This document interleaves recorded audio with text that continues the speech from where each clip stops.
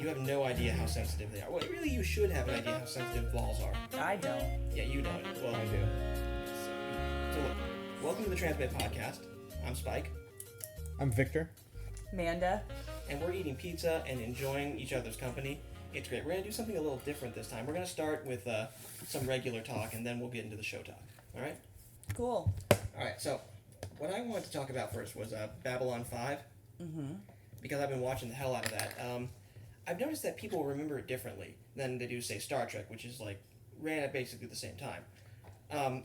People remember Star Trek, like, for its feel and for, like, Characters. the characters and all that. But, like, me and Victor, we both remember, like, specific episodes of Babylon 5.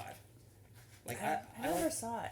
not I probably did, but I don't remember it. It was great, and I really do love it, but it did have a real different feel. So, Victor, It did. I don't think it was like universally a show that kids could watch too, like Star Trek. You can like put on Star Trek and it would be fun. There'd be like things happening. Yeah, I remember watching Babylon 5 and like nothing really happening. It's Yeah. just them all like talking about stuff. It had a very different mouth feel, and I do love it because, like, you like the one where the guy is suing an alien for abducting his ancestors. That's the only scene I remember, and it was an opening scene where like they're at, like some future court in space, and and it's a human. He's like suing like a gray alien. Yeah, exactly. And I saw that episode recently. It was pretty good. I like the episode where the guy has, like, they covered PTSD, which I really liked. Like, this guy, like covered for his PTSD mentally by saying he was Arthur, and all the events that happened to him tragically were, like, the Knights of the Round Table. Yeah, okay. So he's tooling around on the station with an alien and a sword for doing acts of good until he inevitably learns about his sad past. It's kind of like Don Quixote. Too.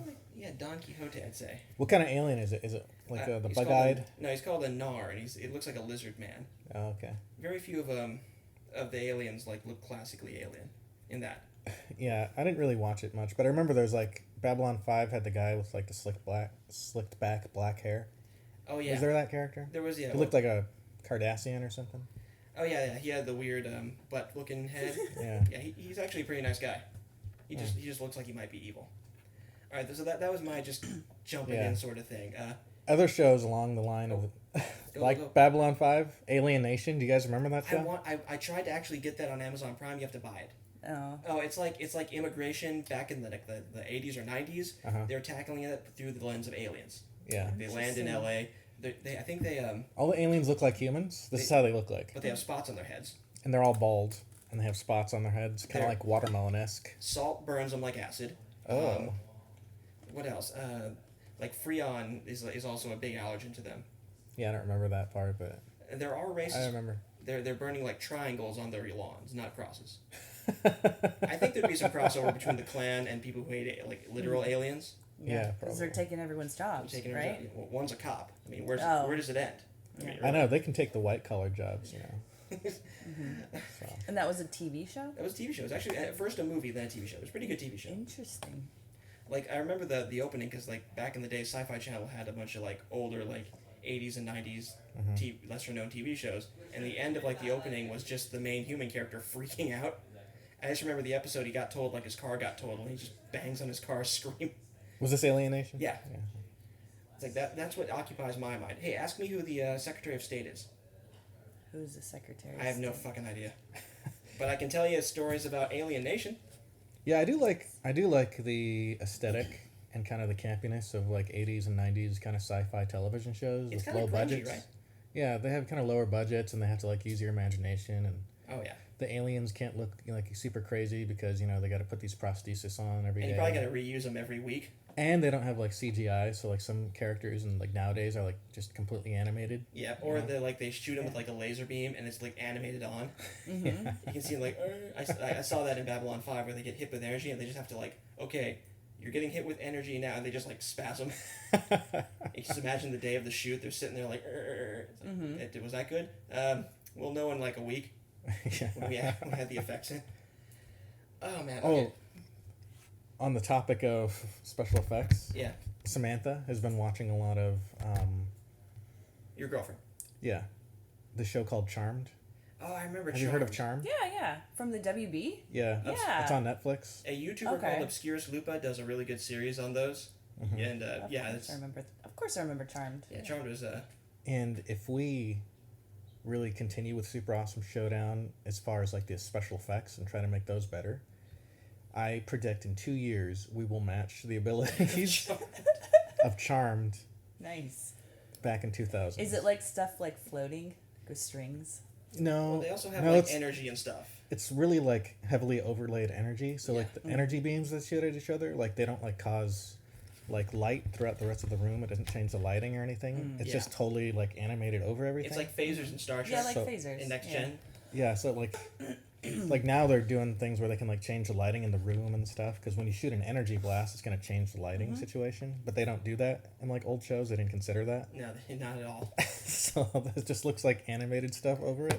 Yeah, you think if you're shooting like if I use a flashlight it lights up the room. Yeah. But if you use a phaser it's like it just looks like it's a very focused beam. Super focused. Exactly. Okay, what's happening with you guys this week? I'll edit out a pause, so give it a sec if you need to. I know what I'm doing this week. Well, what thoughts have Show wise or we're the not rest there of the yet. week? We're not there yet. Like what? Well, thoughts you've had? I've had a bazillion thoughts this week. Why don't you tell us about the movie you're doing? Well, yes, it's for San Diego Film Consortium's Her Film Challenge. So every year, filmmakers get a short story from So Say We All, which is a local story writing group in San Diego. Yeah. And every year there's a theme. So last year, and you were in the last one, it was a horror themed film. And you get 60 days to adapt the story into a screenplay, produce it, act in it, edit it, add music and effects, and then submit it.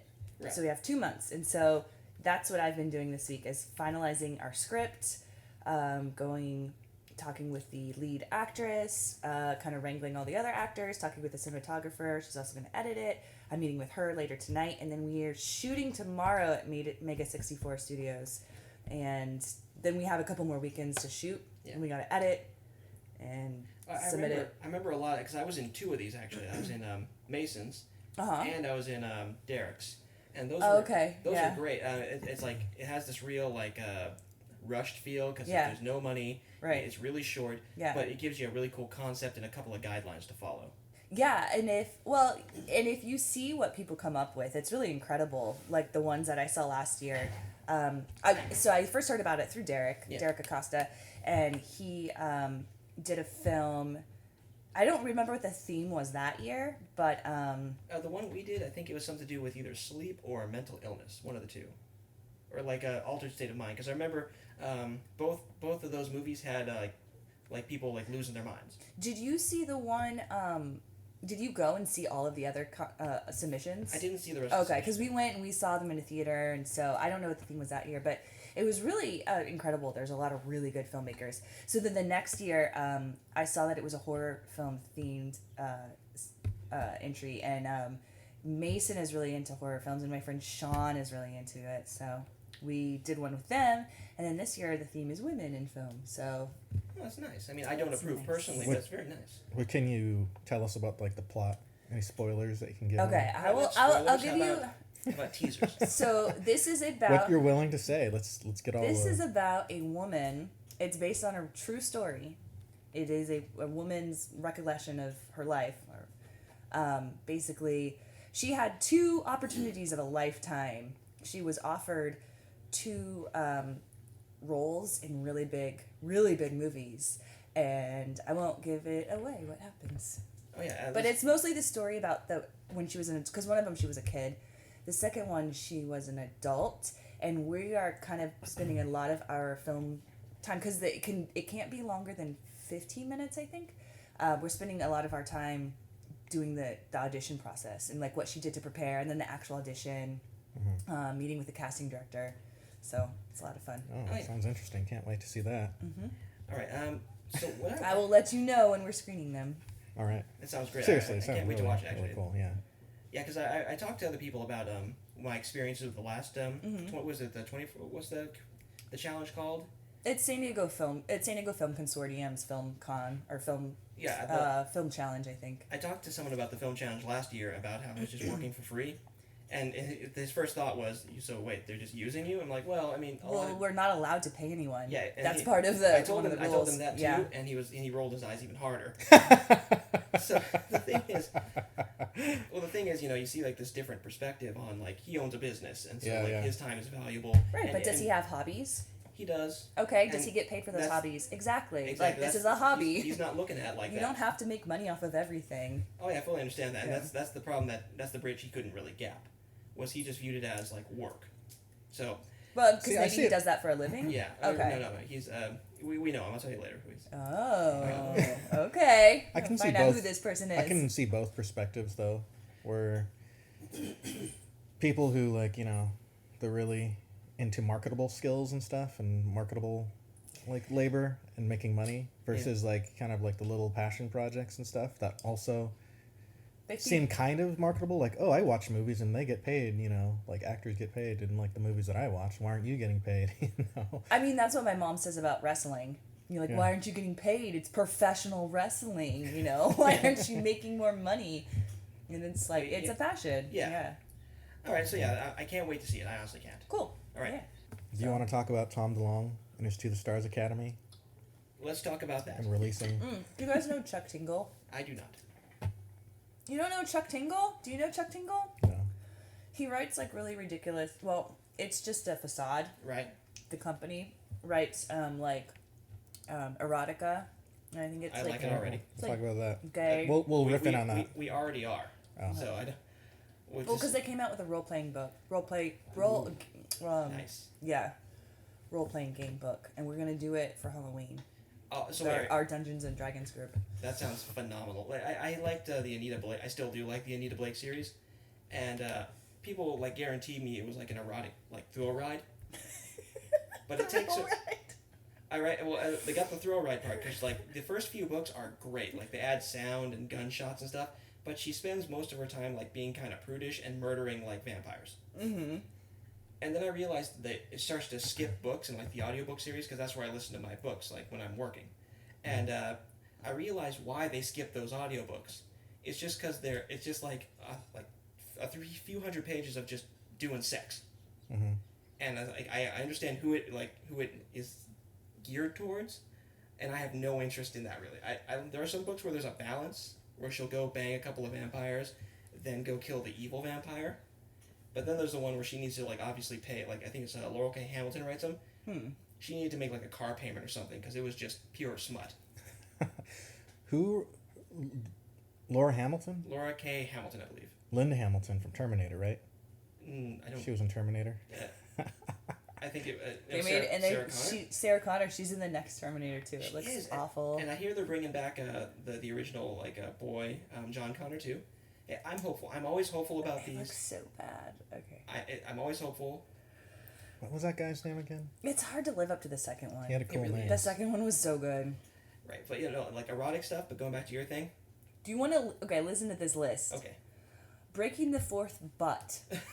8 hot to trot meta tinglers. What the? Pound by pound. 9. Hey, listen. There's 9 tales of civic butthole diplomacy. Stop. I need you to get way close up onto that mic. Okay. And whisper them into the mic. Okay. Space Raptor butt invasion. Tell me there's like 15 more. Do you like Helicopter Man pounds dinosaur billionaire ass. What? Yeah.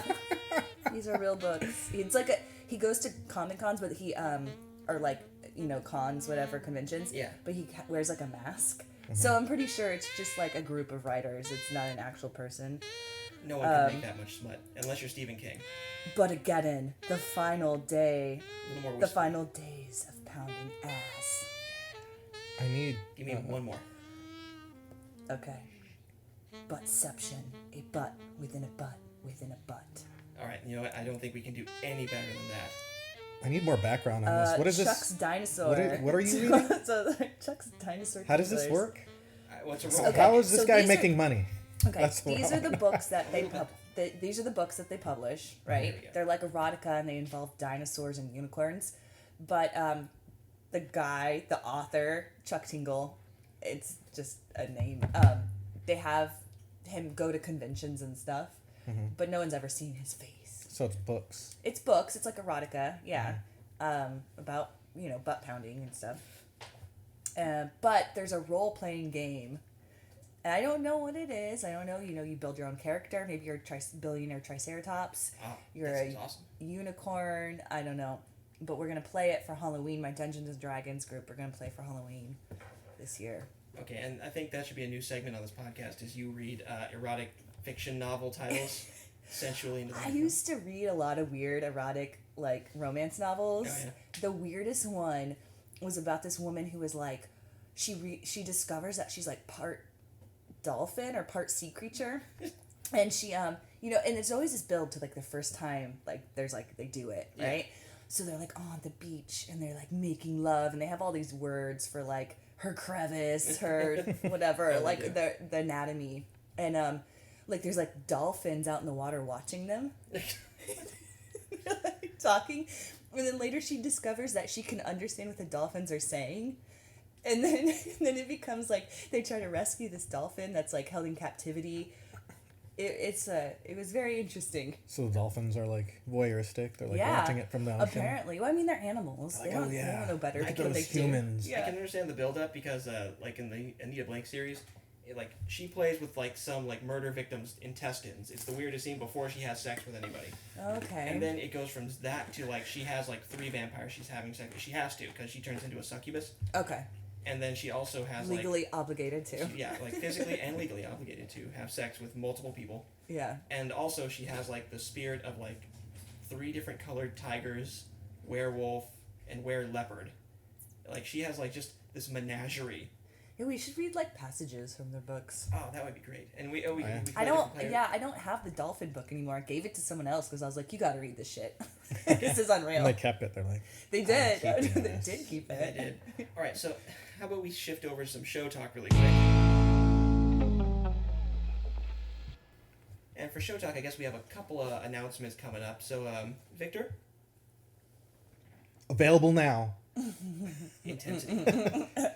Super Awesome Showdown Unlimited, the March edition, will be available for early access on Patreon with special footage that will not be available when it comes out on YouTube. Oh, like nice. Banter between Derek and John in between the matches. Cool. That I thought was kind of interesting.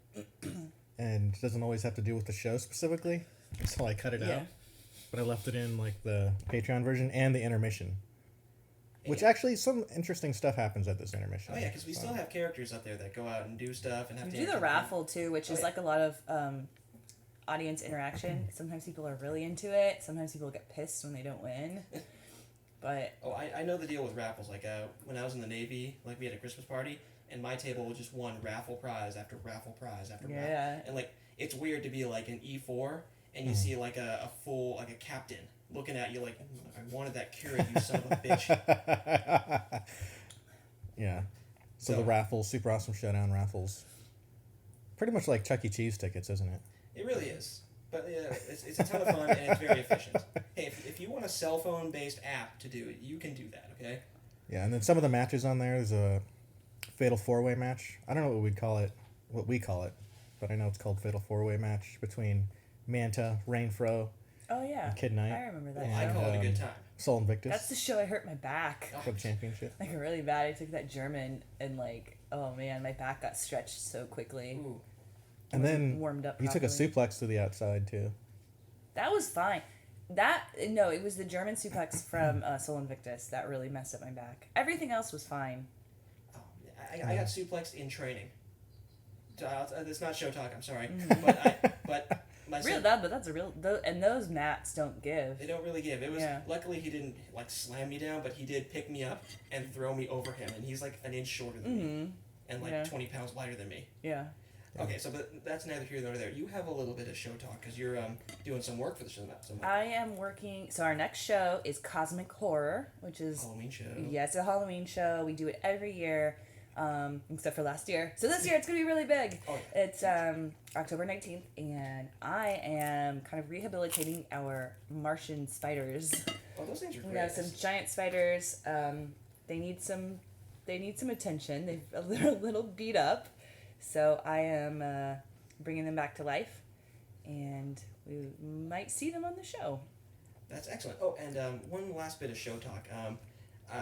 If you listener remember, we put out a Patreon link for Travis, or not for Travis, for Travis. Travis, who is Magnos and Captain Ultrafist. And we are delighted to say that he is back out of the hospital. He is. He's back home, and he's recovering nicely. Yeah. He has a lot of help, including his girlfriend, his family, and us here who live with him. Mm-hmm. And we just want to say we're really happy to have him back. And thank you to everyone who contributed. I know someone bought one of the shirts and donated it to the raffle, which I just melted my heart. I was it there was at so the sweet. table, yeah. And someone was just like, I don't want to buy anything. Can I just give him a wad of cash? Yeah. And we were like, yes. Nice. I only took 5 of that, and I felt really good. Commission. Yeah. But he's doing great. He's doing really good. He is. He's improving every day, and I was scared there for a little bit. I'm really happy that he's recovered, and it was a cool thing of all of us coming together kind of for that cause. And he helped out a lot, Oh yeah, and you see him; he's a really healthy guy, and that's the thing is he gets weird illnesses. But I feel like if he weren't so healthy, maybe he wouldn't have survived. I think that he had that in his favor, and it wasn't definitely. Oh, it sucks he got sick because he's so healthy and takes such good care of himself. No, that's what really helped him during all of this. And it was one of those things I think that could really happen to anyone, at least this time. But it happened to any of us. It could, and just thankful that people come together, and maybe we'll see. He's gonna come back. They went out to dinner, so. Yeah, he's maybe got friends, he'll say hi. And they're taking care of him, and we could not be happier. Yeah. All right, so now that we have that good news out of the way, let's go into regular news. Okay. All 3 of us watched that the new Jurassic World short. Yeah, I saw it a week ago. We all saw it separately. We didn't all see it together. We totally didn't just watch it just a minute ago at my behest. But that trailer alone is more of the movie that I wanted to see from the last one than the whole other movie was. Yeah. Right? The last movie was really weird. Really weird. So, and didn't make sense and was weird. They had the clone kid, they had the laser that you shoot them with, and then the dinosaur kills them. It's I have a walking dinosaur bullet. But don't we have regular bullets? And then the dinosaur fashion show. It was just weird. It was a weird movie. So, I just wanted all you had to do was cut out that whole part of the movie and just say bad people kidnap dinosaurs and now they escaped. They could have gotten stuck on the island that was burning. That was such a small part of, I don't know. It was just that was a weird movie. My idea for that movie was for what the movie should have been would be you cut out that whole Chris Pratt movie, or you just say it happened, and then you say now that they're just escaped, we have to deal with them. And Chris Pratt and Runs and Heels lady are part of some organization to deal with the dinosaur menace. They could have actually just cut out that whole movie. Yeah. And then tagged on to the end of the first Jurassic World, they got aboard a ship. Which is what happens at the end of the first book. Right. Or the second book. I can't remember. But anyway. Wait, there's books based after the new movies? No, the original. Jurassic Park. But but that short is awesome because it's got this great family element, and they have to fight off this dinosaur, and the little girl shoots it with the crossbow. Spoiler alert for this 8-minute short. And those little viral videos at the end were great. Those are my favorite bit of that. So basically what happens now is the world is just overrun by dinosaurs. Dinosaurs are just a regular part of the ecosystem now. That's what I wanted. They're surviving. Yeah, they're just, they're like the cats I feed in the backyard. Exactly. The skunks we always talk about. I liked that ending. I think the viral videos at the end was probably one of my favorite parts actually. When they released the pigeons. And it invokes your own imagination. Right? It makes it realistic, too. Yeah. What would I be doing if I were living in a time with dinosaurs? Yeah, I want to know what this is what I was going to ask. This is my thought when that came up. Okay. Spike, I think you'd have some funny stories in your day-to-day life, working your .com truck delivery service. Yeah. What would happen, what would happen? I bet a lot of people would order food because they wouldn't want to go outside. Oh, no, And so, the really poor people would have to take that job. It would be a shit job. No one would want it. Or maybe a badass job. I'd have an armored truck. Exactly, and you'd have guards with you with the remember I'd have a gun. the electric sticks that they would have. I'd have a big hunting rifle. Yeah. And I'd be sitting there leathers. I just have I'd have my company's logo on the shoulder. Yeah. And I'd work alone. Because my last partner died horribly. See, this world that was in this reminds me a lot of our world, pretty normal. Yeah. I feel like the world would change if there were a significant amount of dinosaurs out there that were really disrupting things. Things would be more armored. People wouldn't have outdoor weddings. People wouldn't go camping. in a Winnipeg. Yeah. There'd probably be a lot of political turmoil too. Oh yeah. There'd be like people who were like Pro dinosaurs and didn't want to kill them, and then there'd be people who were like trying to like actively make them go extinct. Exactly, and that might they get had really their chance. Yeah. I mean, we can make things go extinct if we wanted to. Oh, we can totally. Like I'll help you make something go extinct tomorrow. Yeah, let's go work on getting dinosaurs extinct again. Yeah, well, I wonder. Make dinosaurs extinct again. Maybe that's part of the Would movie. Would they be on the right? Do you think that would be on? Well, it depends if you're like Ted Nugent style. Well, you'd be he's like more conservative. trophy hunting. Yeah, there'd be trophy hunting. Yeah. And then the I don't know. What are you? The national dialogue. The Congress. No. Conversely. When you conservationists would be liberals, right? Well, there are some. They're actually all like Ted Nugent. He's like hard right, but he's also a conservationist.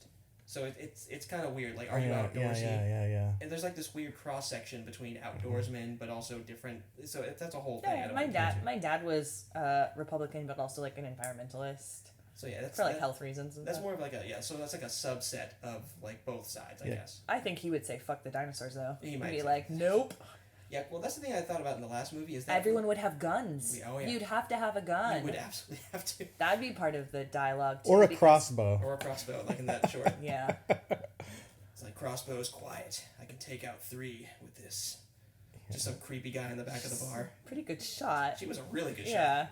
But yeah, dinosaurs would be an invasive species, so I don't see like anyone wanting to protect them. Actually, right? That's the thing that drove me. It's mainly science running amok. Yeah. And at the end of the last movie, it was like one of each species, right? They were like on this weird like runway catwalk, and people were bidding. Well, they also for science. There's also a lot of like genetic samples being shipped out too. Oh, okay. But the thing that always drove me nuts is that little girl like released all those dinosaurs because she was a clone. I'm sitting like, no, you're also an idiot kid. Yeah, exactly. And you just killed like a lot of people. That movie was so ridiculous. Like the last scene is like the raptor just in the hills of like California overlooking the suburbs. If you're lucky, it'll go for the dogs first. If you're unlucky, there's going to be a lot of missing kids. Yeah. Oh my god.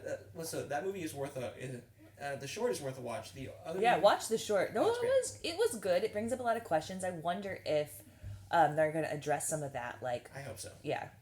Also, I think there's a riff track for the last Jurassic Park movie too. Oh, so if you want to do that, that's great. All right. Are they going to do the Planet of the Apes route?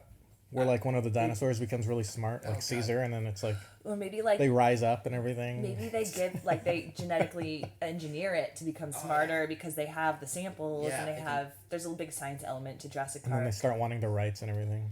And you know B.D. Wong's coming back because he was in the first one, he was in like the last 2. He's great. Wong. All right, so you know what? I think that's a great place to leave off. And I thank you for tuning in, listener, to transmit a Super Awesome Showdown offshoot. I'm Spike. I'm Manda. Victor. We'll see you next time. Bye.